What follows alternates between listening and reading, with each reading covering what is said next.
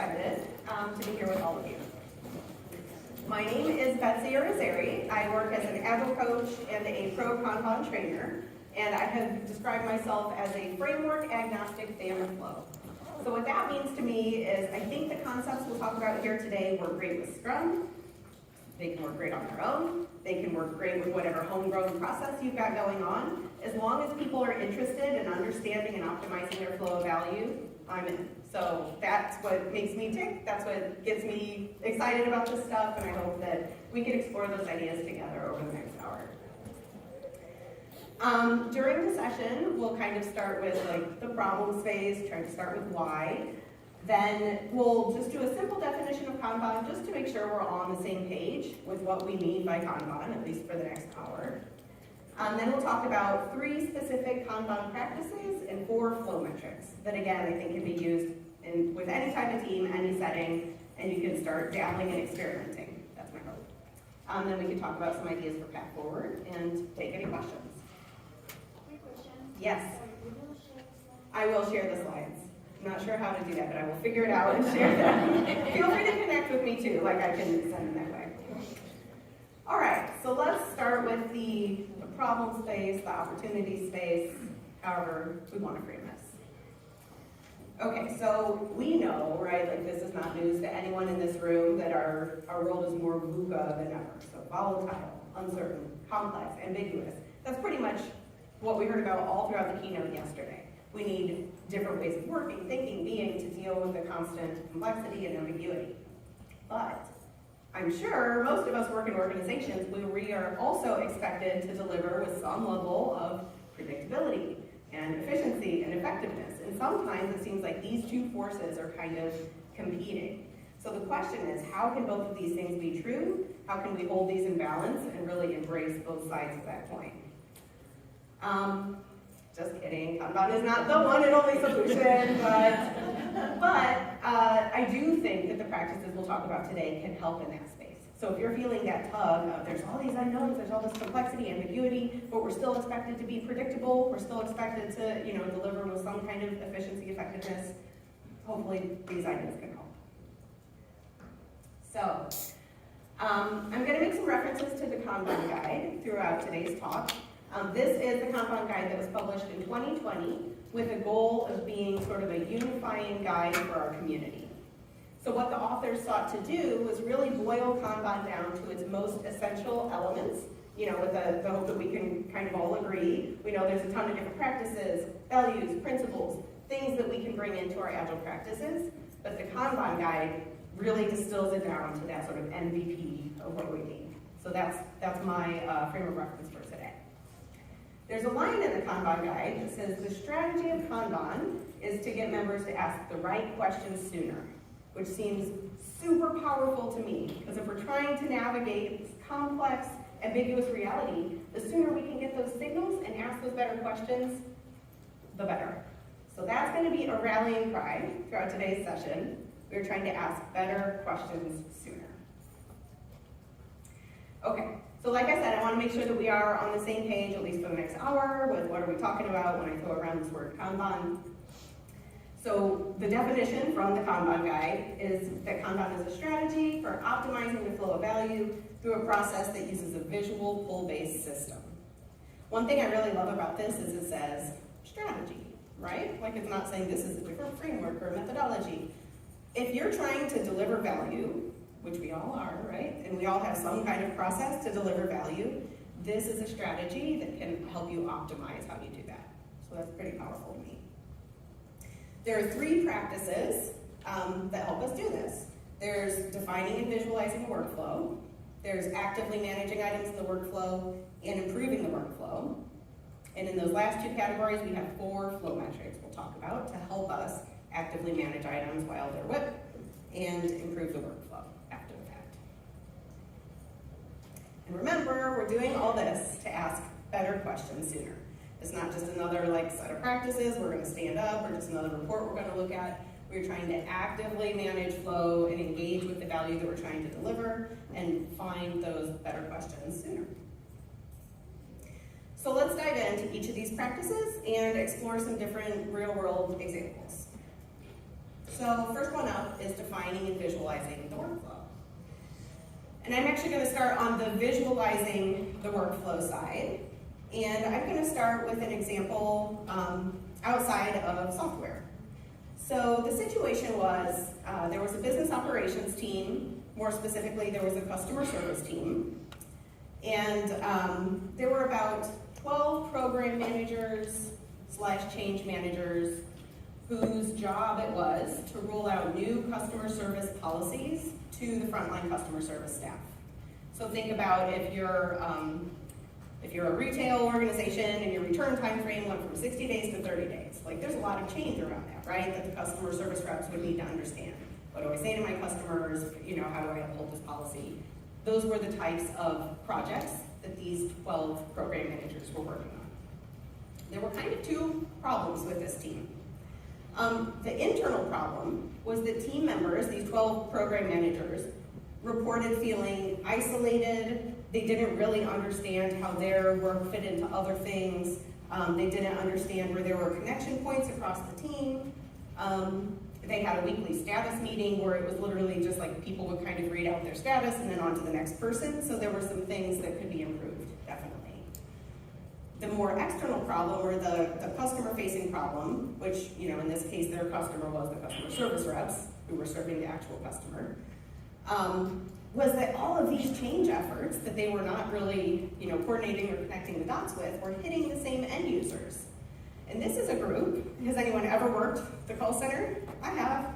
It's stressful, right? Like you're talking to people who are upset, like you don't have time to be talking to 12 different people about all these new things that now you're expected to do. So it was a very disjointed and change fatigue filled experience for those end users. So what the team decided to do was a little experiment. They said, hey, just for 3 months, rather than looking at a status spreadsheet, why don't we make our work visible on a Miro board? Super lightweight, not hooked up to any of their backend systems. Let's just look at a board together. They did it super simple. They just had planning and work in progress. And it was immediately pretty wild as they started to paint this picture, because literally the work in progress looked something like that. So immediately, just making it visible, they were able to start asking some better questions. Like, whoa, what if all of this hits a customer service rep at the same time? We're not going to get the desired outcomes of that policy change or this new business initiative. So they were able to think about how they could work together differently as a team to sort of better coordinate this work. And the results were good.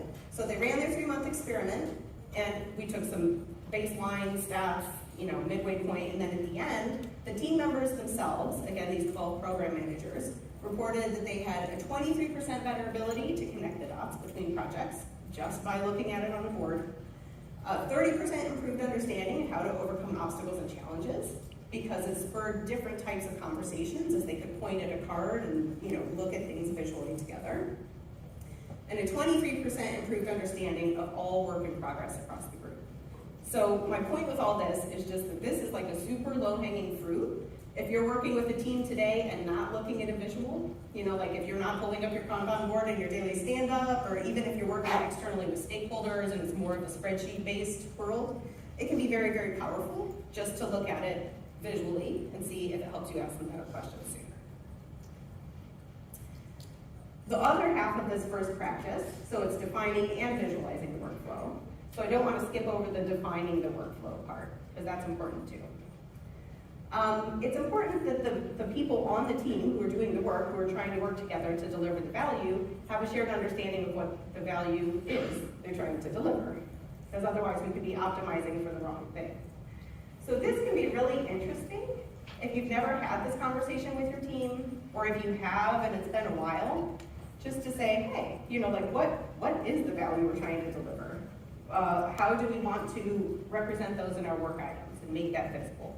Just make sure everyone's on the same page with that. Where do we consider work to have started and finished? This is a really important one for the metrics that we'll talk about here, because we all know that teams have activities that go beyond just the sprint or just the development testing, if that's what you're doing. We're understanding our customers' context. We're maybe participating in some research or solutioning. We're doing refinement. So the team should have the discussion about where do we consider work to have officially started and finished? When work is in progress, so between the start and the finish point, how are we going to work together to actively control it? What working agreements do we want to have in place so that we can make sure that we are, sort of actively managing this and watching out for flow? So that last one, I used the word policies. To me, I don't know, policies is kind of like a harsh word, but you will hear that in the Kanban space.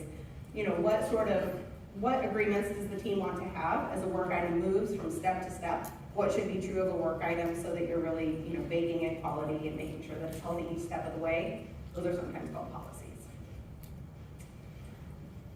Okay. Second practice, actively managing items in the workflow.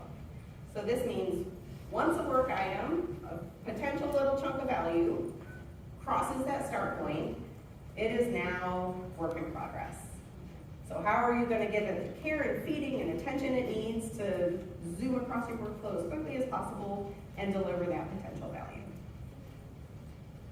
All right, so we're going to play a little game. Let me get my phone because I have to tell you something. So in your head, this is just kind of silent individual. I'm going to ask you to think about letters and numbers. You may have done some version of this. So I'm going to ask everyone to think A1, B2, C3, until you get to J10. And I'm just saying in your head because otherwise it's going to be chaotic and you'll be distracted by your neighbor. Just think through that pattern in your head, A1, B2, C3. When you get to J10, raise your hand and do it in that order. Any questions on what you're doing? Okay, ready? Go.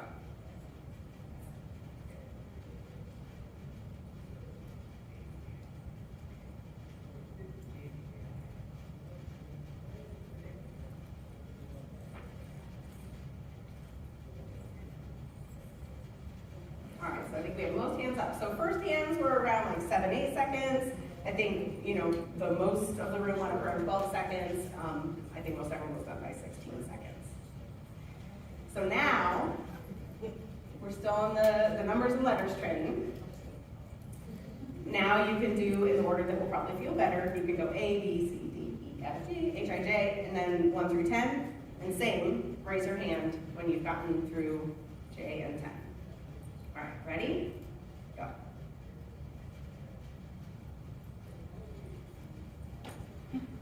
Wow, that was even faster than I thought. So first people were like 2 seconds that time, and then everyone else was coming in around 6, 7 seconds. So what happened? Tell me, like why was round 2 so much faster than round 1? Anyone? Context switching. Context switching, yeah, yes. How did round 2 feel versus round 1? Yeah, easier. Less brain work. What was that? Less brain work. Yeah, right? Because we can focus, we're in the flow. Absolutely, yes. So, this is obviously a game about limiting our work in progress. So while, of course, it's not going to be possible in our workplace to only be saying letters and numbers one at a time, we want to replicate, that sort of spirit wherever possible because it makes a real difference. Round 1, most of you guys were at 16 seconds. Round 2, we were down to like 6 seconds. So that is 10 seconds faster delivery of potential value. That's people feeling happier and more focused and, that they're able to deliver better quality. So there's so many reasons to limit work in progress. But as you probably guessed coming into this session, of course, we can't talk about Kanban without talking about limiting work in progress. We can also pretty quickly guess that when we talk about limiting work in progress, we're also going to talk about batch size. Is everyone familiar with this concept, batch size? Maybe just show of hands if you heard about batch size. Okay, about half and half. So batch size just means like how do we make these value delivery units smaller, basically? Like how do we think smaller? Because big thinking often gets us in trouble, not always. Beauty of Scrum is that we have some things built in to Scrum and generally associated with Scrum that help us with this small batch thinking. So sprints are a way to control batch size, to make smaller batches, right? Sprints were kind of in response to, hey, how about we don't do 18-month projects, but then we deploy and everyone's upset at the end and pointing fingers and like, let's not do that. Let's do 2-week sprints, build a little, show a little, build a little, show a little.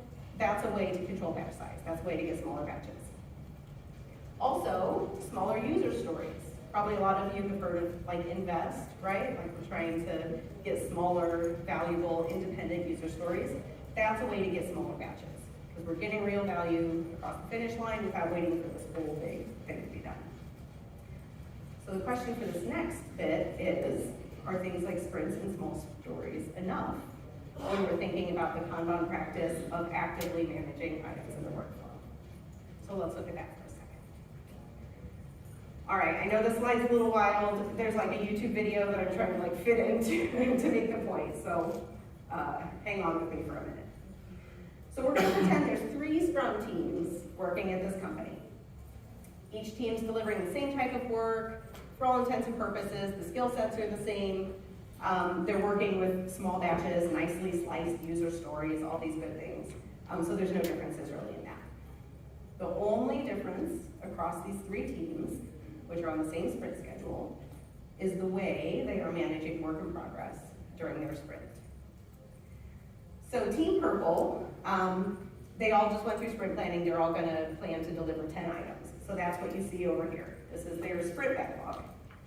So Team Purple does their sprint planning. They're like, great, we're just gonna work on all 10. So their work kind of moves through their process as a batch of 10. Team Salmon has started to dabble with ideas with limits, work in progress limits. So they said, okay, we have 10 things that we're trying to deliver this sprint, but we're gonna work in batches of 5. So you'll see the dots move across in batches of 5.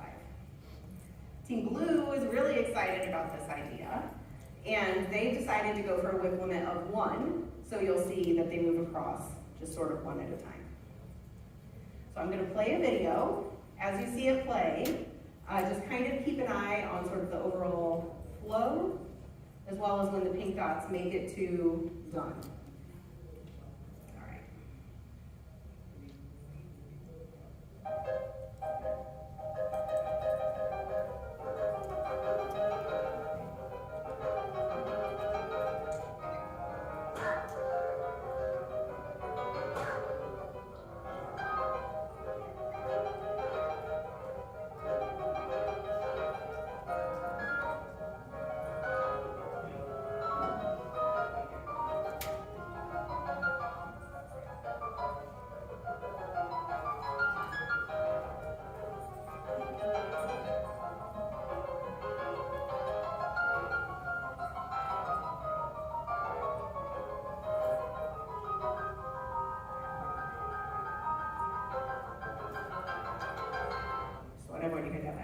I have to hear the last note every 5 minutes, okay. So, how did things go in our 45-second sprint? What stood out to you? Anyone want to share something that stood out?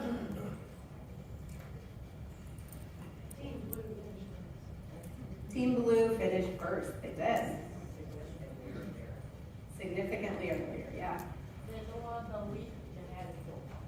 They had, yes, lower the width. You could like see the flow, right? Yeah, yeah. Go ahead. Team Purple had bottlenecks. Oh, say more about that. Under analysis, and you come in, and then they'd be kind of waiting, to free up. Yes, right. Yeah, and imagine what those other team members who maybe have specialties feel as they're just waiting for this flood to come on them. You first. Team Blue delivered value sooner. Yeah, Team Blue delivered their first item in 7 seconds, significantly sooner than everyone else. Yep. Someone, Yeah, the Team Blue is small, whereas the other when you look at batch, it's almost just like push.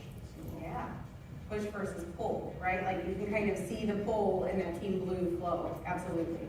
Whereas these huge batches are falling down, almost waterfall-like, through the top 2 teams. Yeah. All right, yeah, you guys got it, for sure. And like a really important thing to point out is, if we set the sprint as 45 seconds, Team Salmon and Team Blue both, did all 10 of their items that were in their sprint plan.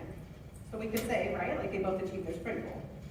So Team Purple did not get there. They only delivered their first item by the end of the sprint, so they're gonna be doing a lot of carryover, doing a lot of things like that. But why do you think it matters? So now we're just looking at Team Salmon and Team Blue, because they did both deliver 10 items in their sprint. Why do you think it matters that Team Blue got items done sooner and quicker? Getting value sooner. Yeah, getting value sooner, right? Well, I also feel like that was the ideal happy path there, and that's not always the reality. Absolutely. We have a lot of space for when it's not happy path. Yeah. Absolutely. This is, yeah, not reality, but we get the spirit. You're able to start the next batch quicker. Yeah, they're able to start the next batch quicker. So maybe they learned something from that first batch that will improve the quality of the second batch. Maybe they can talk to a customer or stakeholder, even though it's not sprint review time yet. Maybe they can get some validation after they get the first batch or two through. And maybe they learn they're on the wrong track, and then they can sort of pivot if they need to. Like, there's all kinds of benefits to getting things done sooner. Another important note that I think is interesting to consider is, even though we're saying, like, these are 10 chunks of value, we want to get the value across, is it always the value that we thought it was going to deliver? No. Like, have you all had that experience of, yeah, we think that we need to get this thing across, you deliver it, it's not used the way you think it'll be, the customer's not happy, I see lots of nods, right? Like, this happens all the time. So if we think about these dots or our backlog items or whatever we're trying to do as potential chunks of value, then we can start to think about how we optimize for the feedback to make sure that it does actually deliver the value we thought. And this is another place that small batch can be hugely helpful, regardless of your framework, however you're doing it, because we don't know what value a thing's gonna actually deliver until it's out there in the wild. So get a little bit out there and learn and rinse and repeat. Okay, remember, better questions sooner, let's do it, yay. Okay, so I'm gonna introduce the first flow metric, which to me, this one feels like a little bit awkward to even call it a metric because it's just a count of work in progress. So super easy, especially if you have defined and visualized your workflow and you're looking at a visible board, you can literally just count how much work is in progress between started and finished. So here they have 1, 2, 3, 4, 5, 6, 7, 8, 9. 9 is their width. That is this metric at this moment in time. On this board, you'll also see analysis has a WIP limit of 2, development has a WIP limit of 3, and testing has a WIP limit of 2. Those are WIP limits that the team has set for themselves. Like, that's not any kind of magic, any kind of requirement. That's just, in this scenario, the team has said, we are gonna try this idea of actively managing our work in progress, and we're gonna do so with WIP limits on the different columns. So given the information you have here, and knowing that we wanna ask better questions sooner, what questions might you ask if you were on this team, working with this team? I mean, what's considered work in progress for development? Because I see there's 4 tickets and active and 1 finished. Is finished considered in progress still? It is, yeah. So finished is still in progress. Does anyone know why that is? What's the step between active development and testing? Yeah, because we're still in the process of development. Testing hasn't started yet. So it's still, when we think about that end-to-end flow, like it's still there. It's not done until it crosses that finish line. But yeah, you pointed out they have 4, right? And they had said that they wanted a WIP limit of 3. So maybe that's a question they ask themselves. Why are we exceeding our own WIP limit that we set for ourselves? Is this okay, or is there something that we need to look at here? What else might you ask? How might understanding WIP or just thinking about WIP help you ask better questions here?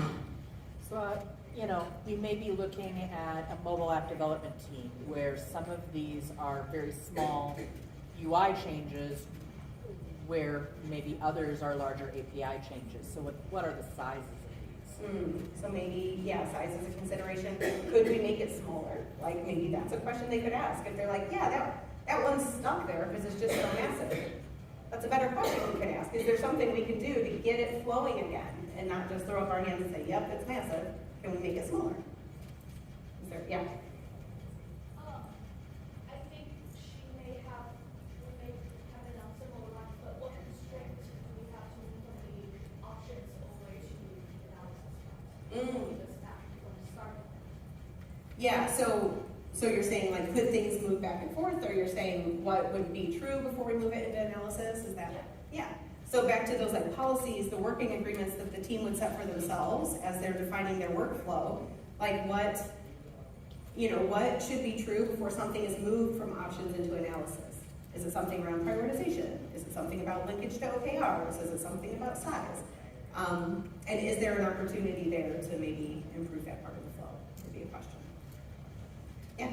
Does QA affect the weight limit testing?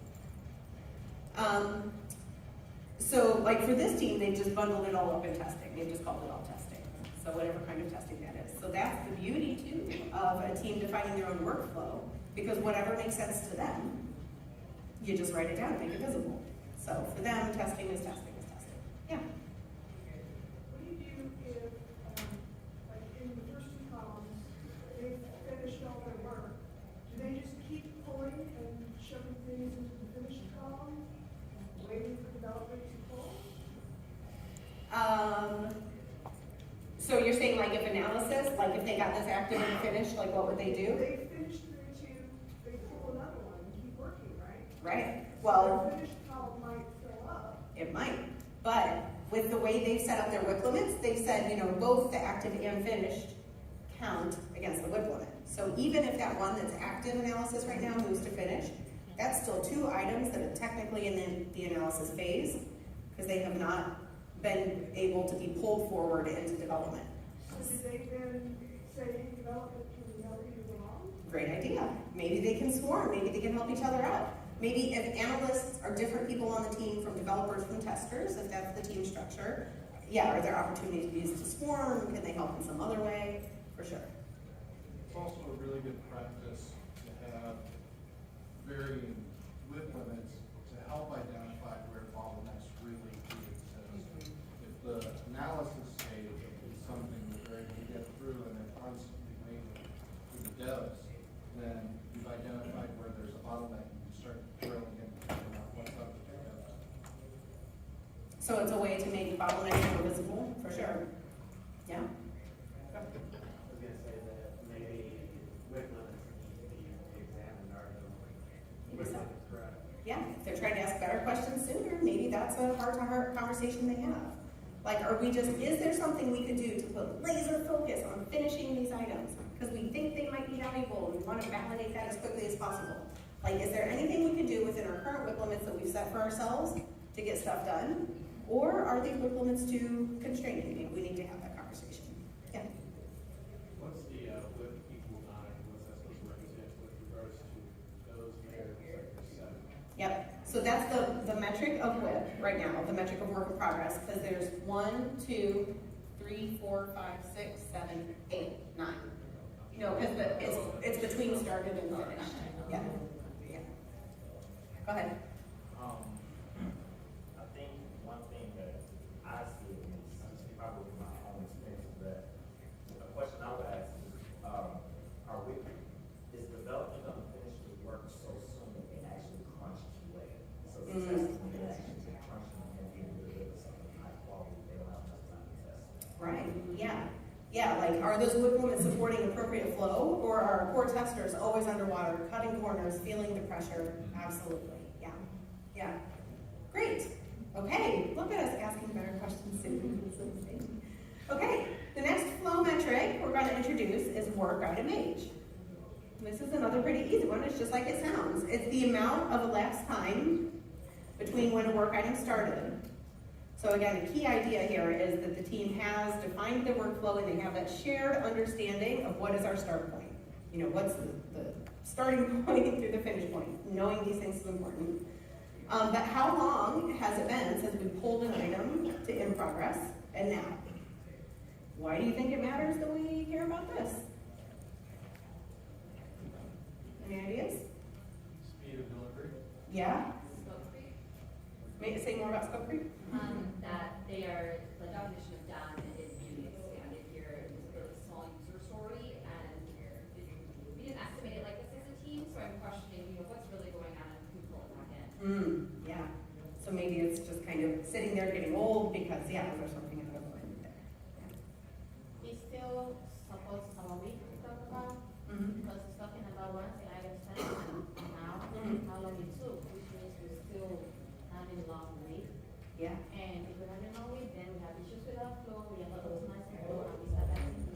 Yeah. Beautiful, right? Yeah, if things are just sitting there, like we're not experiencing flow, we're experiencing the crowded highway scenario where all the cars are just sitting there in gridlock, right? And that's what we're trying to avoid if we're actively managing for flow and getting things done sooner. So, like, work items are not like fine wine, they don't age well. You don't just want them sitting in your workflow, you gotta get them across to know if they've actually delivered value. So yeah, work item age matters. Looking at work item age, this is a hack I thought I would share because I know our tools don't always support us in doing this. You know, I think different tools might show it in different ways, or maybe it shows like age per column, which can be interesting, but that's not what we're actually trying to look at. We're trying to look at the amount of time it has been work in progress and lower that. So the hack here, I know this is tiny, sorry, is that you can, like if you're pulling a card to the first started phase of your workflow, so for this team, they go from refinement to dev in progress. That's where they cross the start point. They just update the title of their card to say started date, like just text, right? So you're circumventing however the tool's calculating it, if the tool's not working for you, and then it's right there in your face, because you're looking at your visible board every day in your stand-up, and you're using this as your shared source of truth. So it's right there. Like we see, you know, this one was started August 3rd, this one was started July 28th, this one was started June 29th. Seeing the work item age and understanding how old it is, how could that help us ask better questions sooner? Like on this board, what questions might you ask? What are your constraints? What is holding you from moving this to the next step? Yeah. And like especially that one, it's June 29th, and there are already things that started in July that have been finished. So it's obviously just sitting there lingering. We need to give it some attention.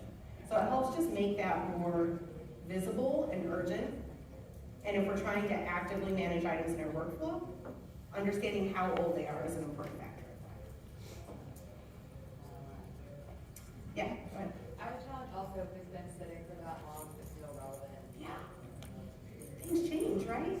Like, is it still gonna deliver the value we thought it might deliver? Was it even going to in the first place? Is it blocked? Is it- What's happening? Yeah. Who's blocking you? Yeah, how can we help? How can we not just throw up our hands and say it's blocked? How can we move it forward? For sure. Yep. Did you say you add the date of when the dev actually starts to work on it? Or when do you add the date in? So what this team is doing is as soon as a card, like as soon as the whip limit allows, so again, I know it's tiny, sorry about that. So they've said for dev in progress, their whip limit is 3. So right now they have 3 cards. But as soon as one moves forward and they're able to pull one from refinement to dev in progress, it crosses this start point. So that's the date they're gonna write.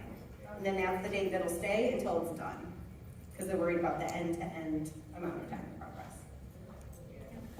Yeah, go ahead. Yeah, I wanted to share an example, maybe like example about that. Mm-hmm. So Jira, I'm not talking about the tool, but Jira has an automation right now. Mhm. You can use this to some of the teams. Mhm. Once they pull from wherever to start Mhm. progress, Mhm. whatever date they had as a start date, it automatically changes it to the date that was actually pulled. Mm. And then it shows on the tab. Ah. And they use this method and it really helps. Yeah, that's great. Just making it visible and thinking about it. Yeah, go ahead. Just a question. Let's say in the process, after development done for certain parts, they require external, let's say there's external dependency, like they need a feedback from the vendor, getting the process security or not. Do you count that time or you make that item exit the loop first and then come back in? I think that's a very important conversation for a team to have as they're defining their workflow. What are the circumstances that are so extreme, we have to either just like take it out or allow ourselves to exceed our whip limit or whatever. But the spirit would be, don't make that a low bar, because then everything's gonna be blocked immediately, right? Like I've worked with teams where they're like, block, pull the next, and then everything's stuck again.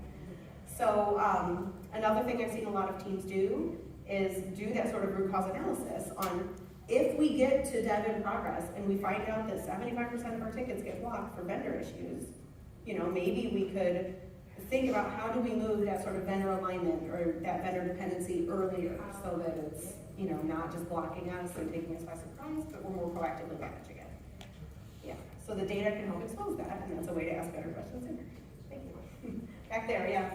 Yeah, so I have a question about when you have like a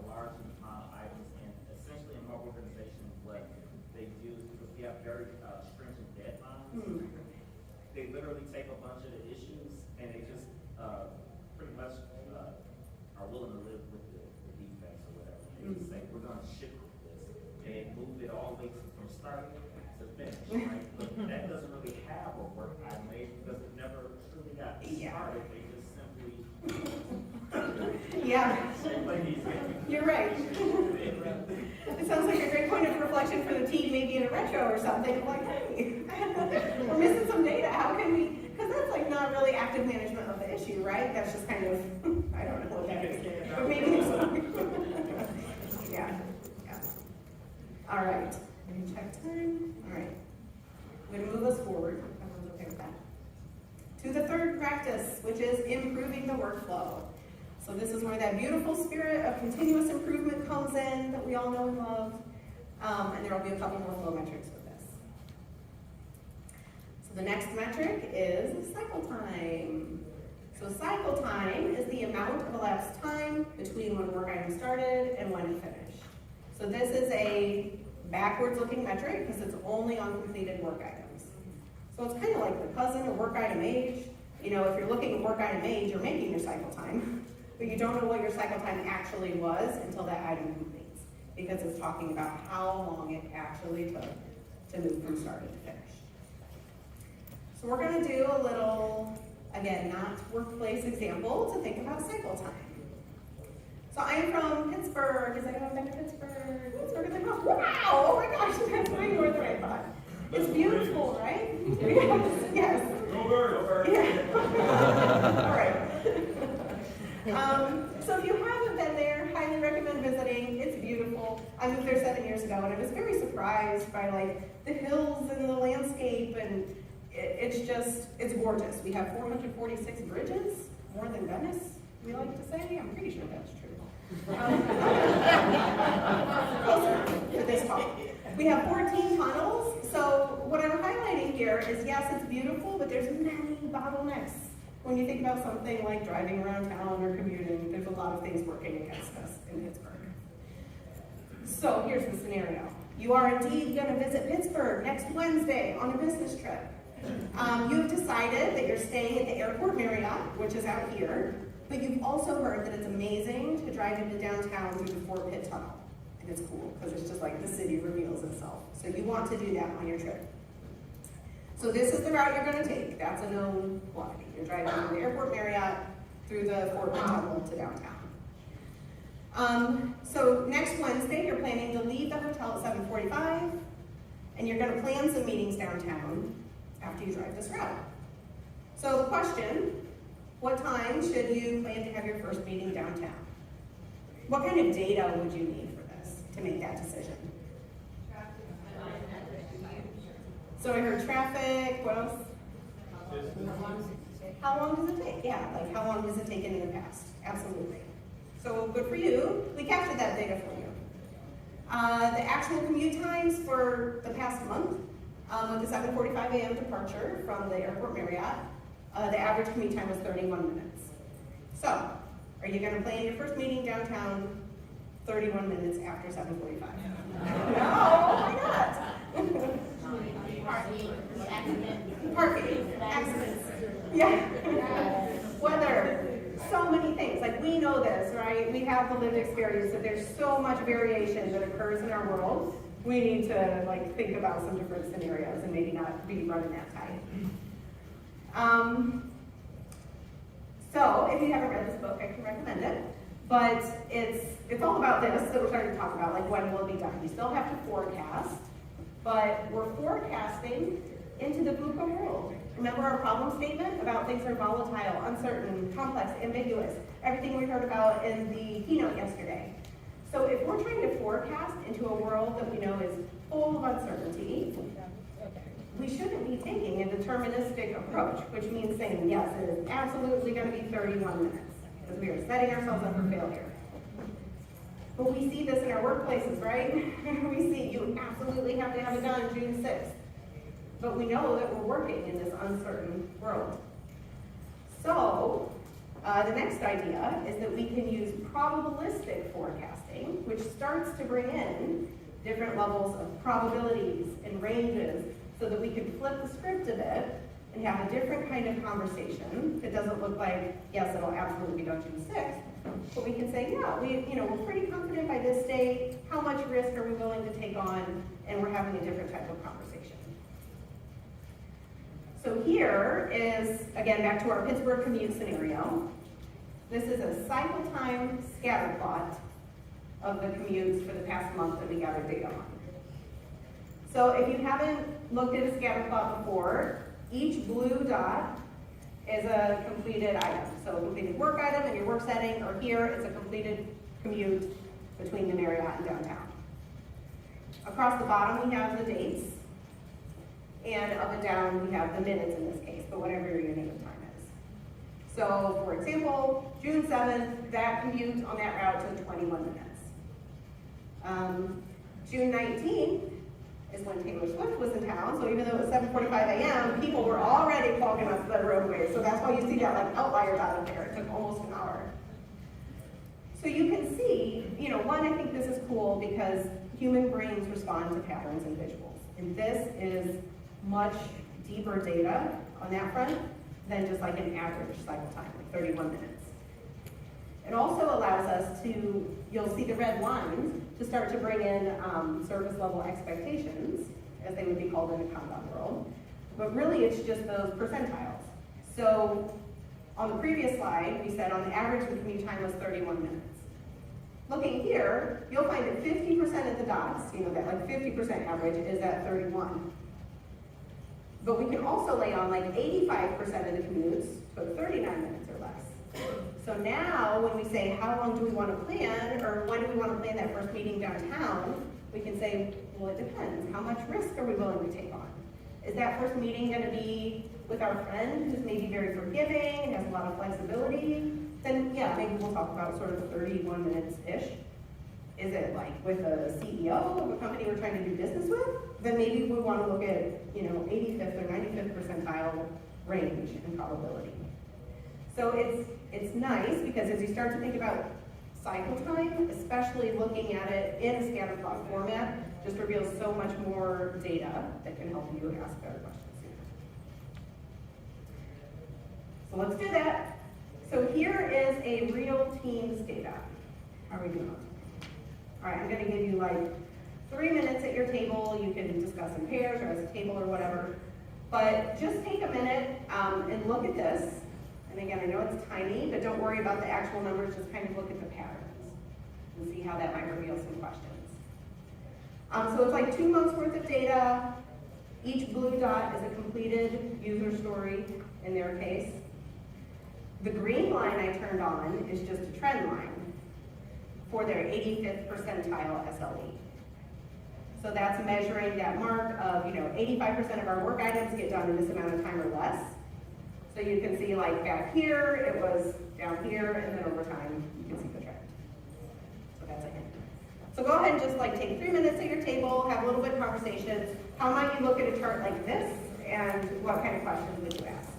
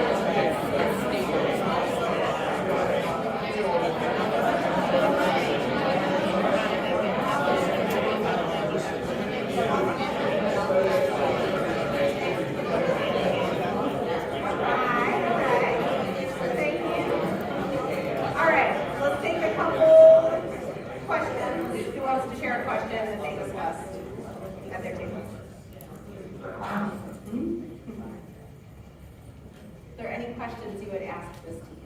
Yeah.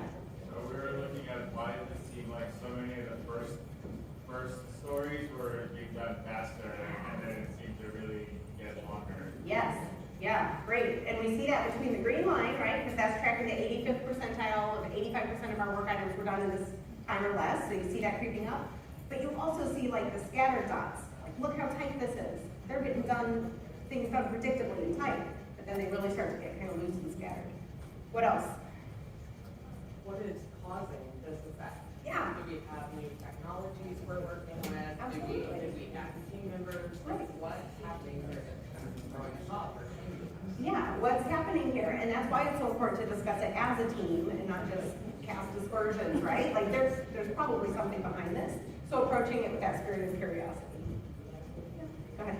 Did something happen on 319 where you had 5 items closed plus the one at the 160? Yeah. And did that impact some of the other ones being able to close? Great questions. Yeah, we have a whole bunch closed there on the 19th. What was up with that? Yeah.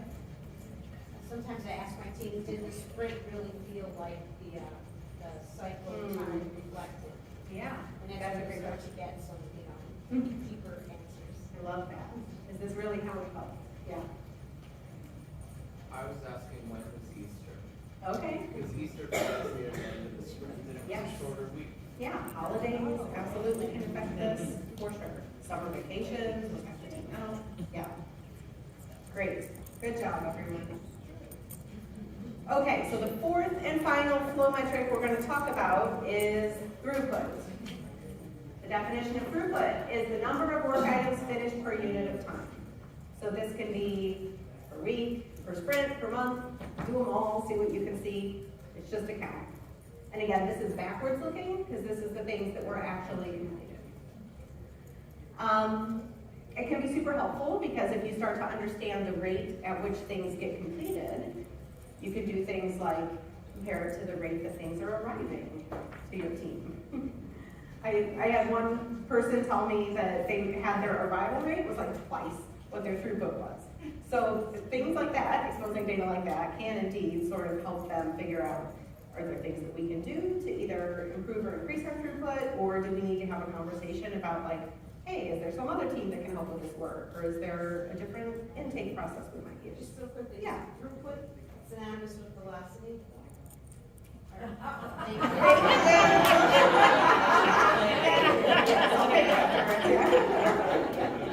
Beautiful. Okay, so indeed, if you are measuring velocity in story points, so that's the assumption here, maybe you're not, but if you're measuring velocity in story points, throughput is not equal to velocity. Because throughput is just a count of the items, velocity is a sum of the story points. So let's talk about that for a minute. I want to do a quick pulse check in the room regarding story points. So first of all, just show of hands, who is using story points? All right. I have a couple questions, so thumbs up will mean you agree with the statement, thumb to the side is meh, thumbs down, disagree. So, how does this one strike you? Our team's story point estimation is very consistent. Go ahead, show of thumbs. All right, I see a lot of that disagree. Our team is confident that there's a high correlation between story points and the actual time and effort to deliver value. Aggressive thumbs down. We love story points. Okay, all right.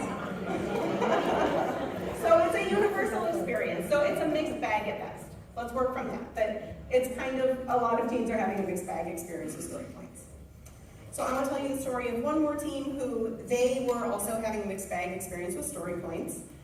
They were struggling to sort of, make their sprint plan, meet their commitment. They were getting a lot of heat from their stakeholders.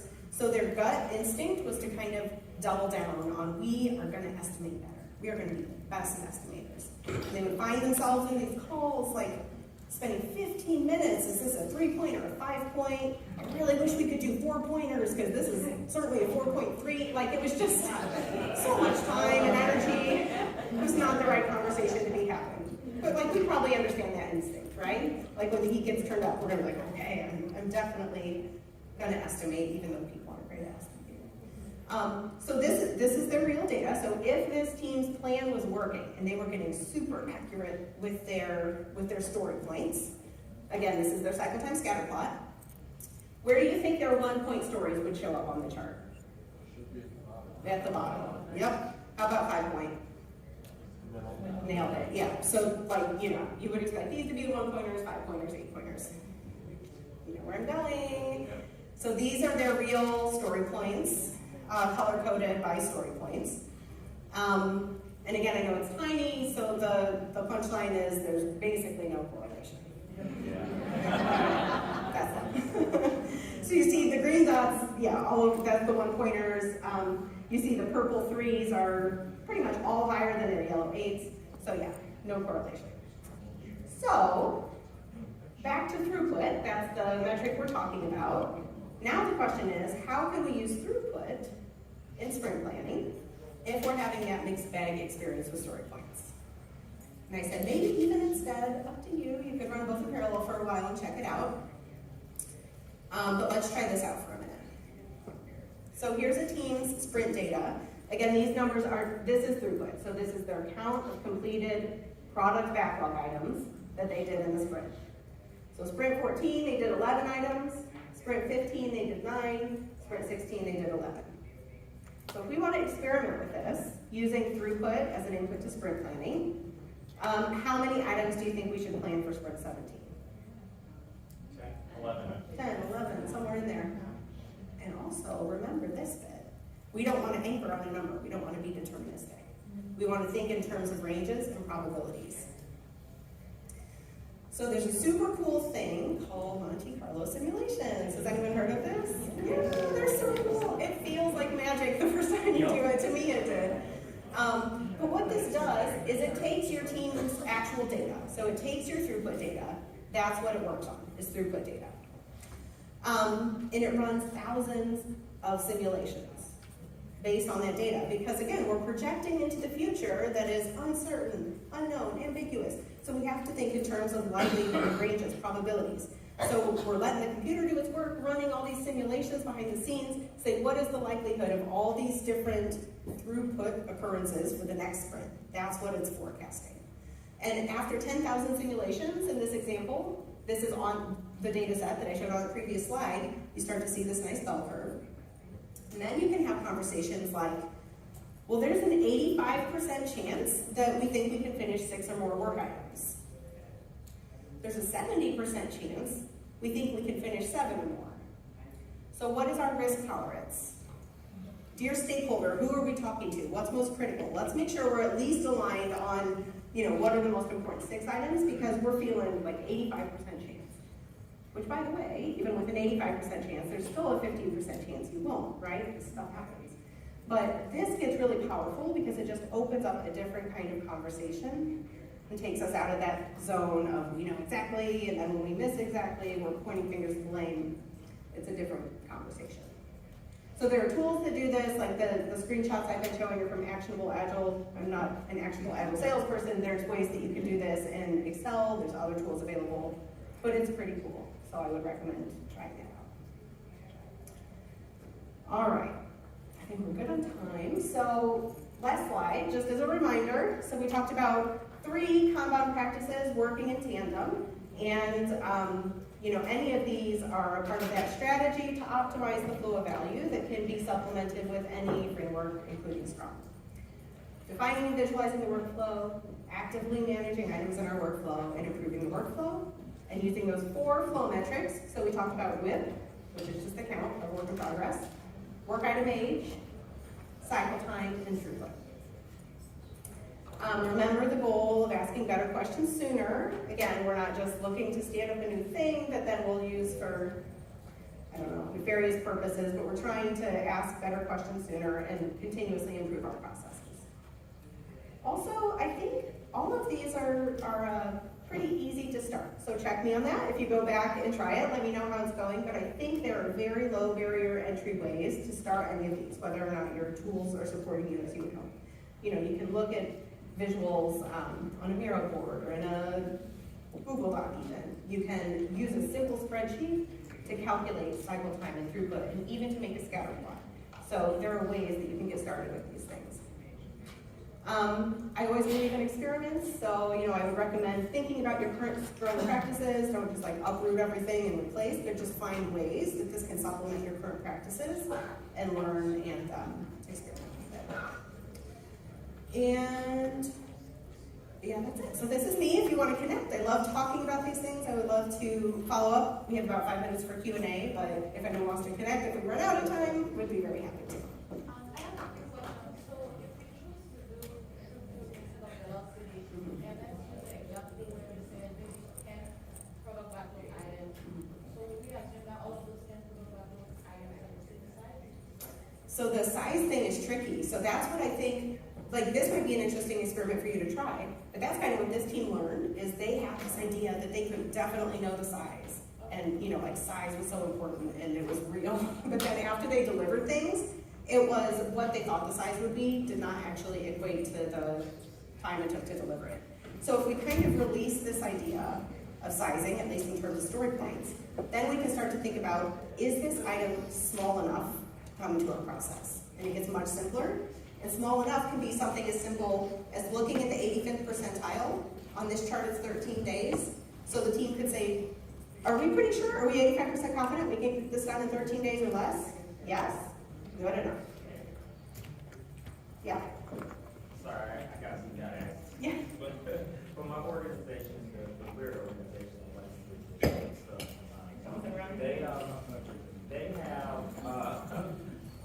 they have this thing where we have items on the Kanban board. Yeah. Most of the defects, and then what they'll do is they'll look at it and they'll say, you know what, actually, this is gonna be more effort than we thought, so they go and they size it, right? So my question to you is, how exactly are you supposed to do estimation when you have basically throughput that has basically become a story pointed task? It's basically what they do. And I'm like, sometimes I'm kind of like at a loss of way to just do my job. No, I think it can be helpful to sort of run these things in parallel. So keep letting it go the current way, but then also start looking at some of these things. And maybe if you start to bring people along with this line of thinking of, there's not as much correlation with story points, or throughput with the Monte Carlo actually helped us create a better sprint forecast. Like that kind of data becomes very powerful. So use the data to shift Yes, the order. absolutely. Yep. Okay, I know we're out of time, so I'll put this back up. Would love to connect with anyone, but also hang out up here if anyone else wants to keep chatting. Thank you for coming.